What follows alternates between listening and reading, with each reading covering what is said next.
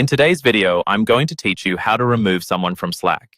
Now, Slack is an incredibly handy tool for team communication, but sometimes you may need to take someone off your workspace for various reasons.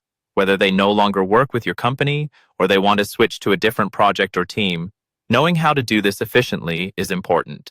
Let's dive in and go through each step thoroughly. First, you need to open your Slack workspace. This can be done by logging into your Slack app on your desktop or your browser. Once you're in, locate the workspace name at the top left corner. This is usually where you'll see the Slack logo followed by your workspace name. Clicking on this will open a menu that gives you several options. You'll want to click on People and User Groups. Now, you're in a section where you can see every member that is part of your workspace. Take some time here if you need to familiarize yourself with the list of users.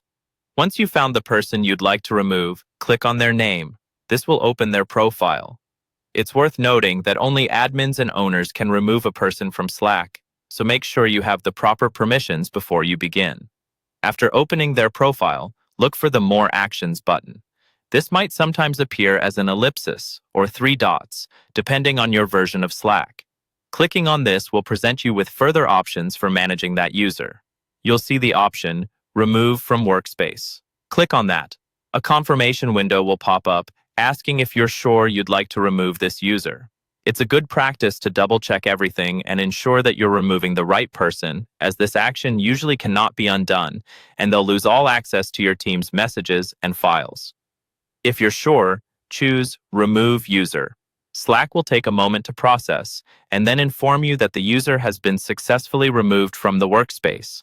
Keep in mind that this will remove them from all channels and groups they were part of, and if they need to rejoin in the future, they will have to be re-invited. In some cases, you might notice that the option to remove a user is not available.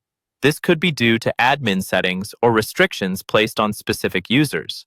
If this happens, you may need to contact your workspace administrator for further assistance or discuss possible changes in permissions. And there you have it. A simple, effective way to manage team members within your Slack workspace. Knowing how to manage users efficiently helps keep your teams organized and ensures that everyone who needs access can have it, while those who don't are easily managed.